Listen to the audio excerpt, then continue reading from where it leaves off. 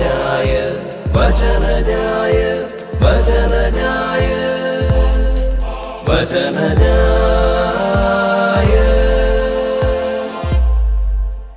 ഈശോ മിശിഹായിക്ക് സ്തുതിയായിരിക്കട്ടെ.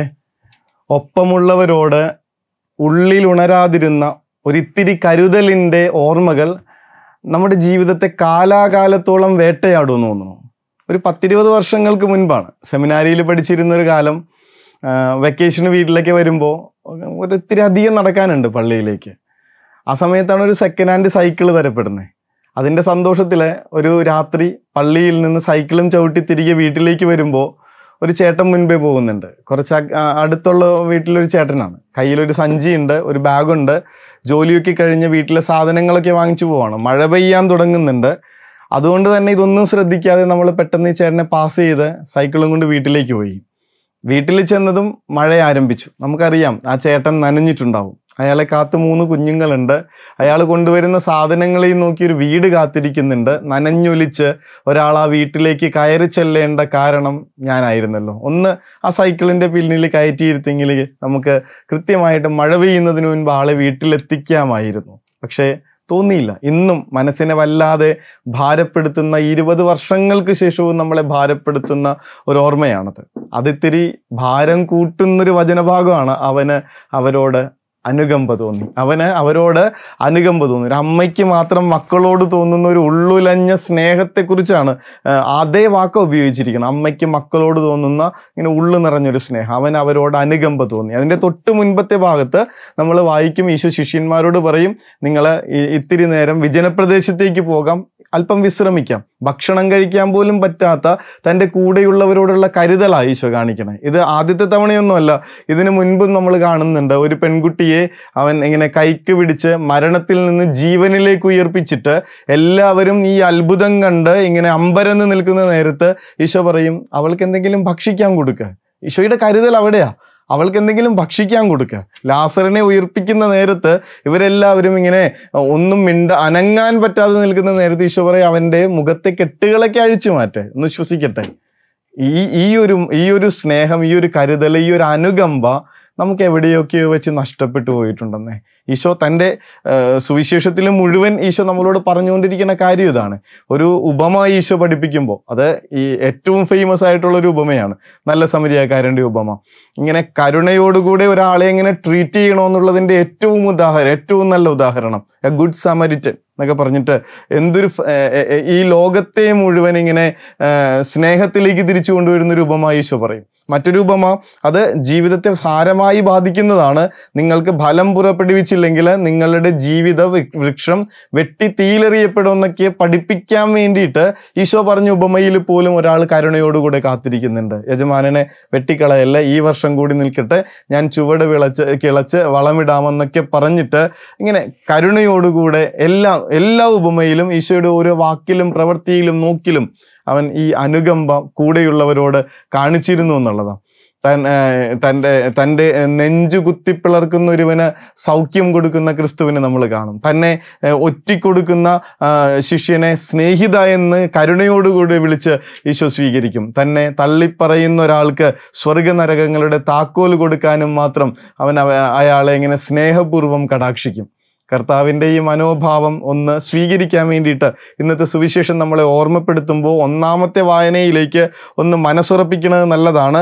അത് ഒപ്പമുള്ളവരെ ഒരിടയനെ കണക്ക് കാത്തുപരിപാലിക്കേണ്ട നമ്മൾ അവരുടെ കാര്യത്തിൽ ഇതുപോലെ ശ്രദ്ധ കൊടുക്കാതിരിക്കുമ്പോൾ, അവരുടെ കാര്യത്തിൽ കരുതാതിരിക്കുമ്പോൾ, അവരോടൊരിത്തിരി അനുകമ്പ കാണിക്കാതിരിക്കുമ്പോൾ എന്തൊക്കെ വന്ന് സംഭവിക്കുമെന്നുള്ളതിൻ്റെ ഉദാഹരണങ്ങൾ ഇങ്ങനെ വളരെ കർക്കശമായിട്ട് ഒന്നാമത്തെ വായന നമ്മളോട് പറഞ്ഞു തരും. കുറച്ച് ഓർമ്മകളുണ്ട്. ഇങ്ങനെ ഒരു സിനിമ കാണാൻ പോകുമ്പോൾ ഒരു കോമഡി കഥാപാത്രം, നായകന് കിട്ടേണ്ട എല്ലാ അടികളും എല്ലാ പരിഹാസങ്ങളും ഏറ്റുവാങ്ങിക്കൊണ്ടിരിക്കുന്നത് കോമഡി കഥാപാത്രങ്ങളാണല്ലോ. നമ്മളിത് കണ്ട് ആർത്തിച്ചിരിക്കുന്ന നേരത്ത് തൊട്ടു മുൻപിലിരുന്ന് സിനിമ കണ്ടുപിടിക്കുന്ന ഒരു കുഞ്ഞ്, ചെറിയൊരു പെങ്കൊച്ച്, അവൾ ഇയാൾക്ക് കിട്ടുന്ന ഓരോ അടിക്കും പറയുന്നുണ്ട് അയ്യോ പാവം. നിസ്സാരമെന്ന് തോന്നാം, പക്ഷേ നമ്മുടെ ഉള്ളില് ഈ ഒരു കുഞ്ഞിൻ്റെ ഈ ഒരു സ്നേഹം എവിടെയാണ് നഷ്ടപ്പെട്ടു പോയേ? ക്രിസ്തു ഇങ്ങനെ കുരിശുമായിട്ട് നടന്ന് വീണ് കിടക്കുന്ന ഒരു പ്രതിമ, അത് പ്രതിമയാണെന്ന് പോലും മനസ്സിലാക്കാതെ ക്രിസ്തുവിൻ്റെ കുരിശ് ഉയർത്തി കൊടുക്കാനായിട്ട് നോക്കുന്ന ഒരു കുഞ്ഞിൻ്റെ മനസ്സ് നമുക്ക് എവിടെയാണ് ഇല്ലാതായി പോയേ? അവന് അവരോട് അനുകമ്പ തോന്നി. നമുക്കെന്താണ് കൂടെയുള്ളവരോട് ഈ അനുകമ്പയില്ലാതെ പോകുന്നത്? ഒരു പത്രവാർത്ത വായിക്കുമ്പോൾ, കൊലപാതകം ചെയ്തൊരു പത്രവാർത്ത വായിക്കുമ്പോൾ നിങ്ങൾ ആ കൊലപാതകം ചെയ്തവന് വേണ്ടി പ്രാർത്ഥിക്കണമെന്ന് പറഞ്ഞിരുന്ന ഒരു സ്പിരിച്വൽ ഫാദർ ഉണ്ട് ഞങ്ങൾക്ക്. ബഹുമാനപ്പെട്ട സേവ്യർ കാര്യവിളിയച്ഛൻ, കൊച്ചി രൂപതായ അച്ഛൻ മരിച്ചുപോയി.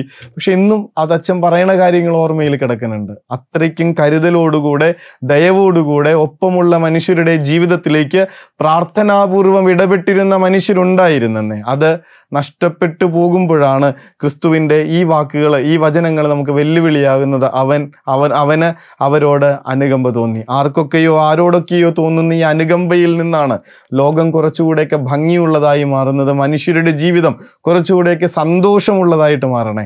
അസിസിയിലെ വിശുദ്ധ ഫ്രാൻസിസ് വഴിയിലൂടെ നടന്നു പോകുമ്പോൾ ഒരു കുഷ്ഠരോഗിയെ കാണുന്നു. അയാളെ ഓടിച്ചെന്ന് കെട്ടിപ്പിടിച്ച് ഒരുപാട് സ്നേഹത്തോടുകൂടി അയാളുടെ വ്രണങ്ങൾ ഓരോന്നായിട്ട് ചുംബിക്കുന്ന ഇടങ്ങളിലെല്ലാം വ്രണങ്ങൾ സൗഖ്യപ്പെട്ട് അവസാനം അയാൾ ക്രിസ്തുവായി ഇങ്ങനെ പ്രകാശത്തിൽ ഇങ്ങനെ മറഞ്ഞു പോകുന്നു എന്നൊക്കെ ഇങ്ങനെ അത്ഭുതപ്പെടുത്തുന്ന കഥകൾ നമ്മൾ വായിക്കുമ്പോൾ ഓർത്താൽ മതി. ഒരാൾക്ക് മറ്റൊരാളോട് അനുകമ്പ തോന്നുമ്പോൾ മനുഷ്യരുടെ ജീവിതത്തിന് എന്തൊരു ഭംഗിയാണ് കൈവരുന്നത്, അവരുടെ ജീവിതത്തിലേക്ക് എന്തൊരു സന്തോഷമാണ് വന്നു ചേരുന്നത്. ഗാന്ധിക്ക് ഇങ്ങനെ ഉടുതുണിയില്ലാതെ പുറത്തേക്ക് വരാൻ പറ്റാത്ത വിധത്തിൽ പുതയ്ക്കാനായിട്ടൊന്നുമില്ലാതെ ഒരു നദിയിൽ കിടക്കുന്ന ഒരു സ്ത്രീയെ കാണുമ്പോൾ തോന്നിയ അനുകമ്പയിൽ നിന്നാണ് പിന്നീട് അർദ്ധനഗ്നനായ ഫക്കീറായിട്ട് ഈ മനുഷ്യൻ മാറുന്നതും ഇങ്ങനെ സ്വാതന്ത്ര്യ സമരത്തിലേക്ക് ഇറങ്ങി പുറപ്പെടുന്നതും. വഴിയരികിൽ കിടന്ന് നരകിക്കുന്ന മനുഷ്യരെ കണ്ട് മനസ്സലിഞ്ഞിട്ടാണ് ആഗ്നസ് എന്ന് പറയുന്ന ഒരു സിസ്റ്റർ വിശുദ്ധ മദർ തെരേസയായി മാറുന്നത്. ഒരാൾക്ക് മറ്റൊരാളോട് തോന്നുന്ന അനുകമ്പ ഈ ലോകത്തെ കുറച്ചുകൂടെയൊക്കെ ബെറ്റർ ആക്കുമെങ്കിൽ ഈ വചനം നമ്മളെ തീർച്ചയായിട്ടും വെല്ലുവിളിക്കണം. അവരോട് അനുകമ്പ തോന്നി. വീട്ടിലുള്ളവരോടെങ്കിലും കുറച്ചുകൂടെയൊക്കെ കരുതലോടുകൂടെ ജീവിക്കാനായിട്ട് ഈ വചനം നമ്മളെ വെല്ലുവിളിക്കുന്നുണ്ട്. ഒപ്പമുള്ളവരുടെ കാര്യത്തിൽ നമുക്കില്ലാതെ പോയ കരുതൽ ഇനി നമ്മളെ ഇങ്ങനെ ഭാരപ്പെടുത്താതിരിക്കട്ടെ എന്ന് പ്രാർത്ഥിക്കുമ്പോൾ അതത്രയ്ക്ക് എളുപ്പമല്ലെന്നറിയാം. ഇന്നലെയും അങ്ങനെ ഒരു സംഭവം ഉണ്ടായി. വരാപ്പുഴ മാർക്കറ്റിൽ പോകുമ്പോൾ ഇത്തിരി മഴയുണ്ട്, വണ്ടി ഓടിച്ചു പോകുന്നു. എതിരെ വരുന്നൊരു ചേട്ടൻ്റെ സൈക്കിളിൽ നിന്ന് ഒരു ചാക്ക് വീഴുന്നു. ആ ചേട്ടൻ ഇങ്ങനെ അതെടുത്ത് വെക്കാൻ കഷ്ടപ്പെടുമ്പോൾ എന്തുകൊണ്ടാണ് അതൊന്ന് ചെന്നെടുത്ത് സഹായിക്കാനായിട്ട് എനിക്ക് തോന്നാതെ പോയത്? ഇനിയുള്ള കാലങ്ങളിൽ ചിലപ്പോൾ എന്നെ ഭാരപ്പെടുത്താൻ പോകുന്നത് ഈ ഒരു ചിന്തയായിരിക്കും. അത് ഇങ്ങനെ ഭാരമായിട്ടെങ്കിലും കിടക്കട്ടെ, ക്രിസ്തുവിൻ്റെ മനോഭാവത്തിലേക്ക് വളരാൻ അത് സഹായിക്കുമെങ്കിൽ എത്രയോ നന്നായിരുന്നു. ഈശോ അനുഗ്രഹിക്കട്ടെ. വചനജായ വചനജായ വചനജായ വചനജായ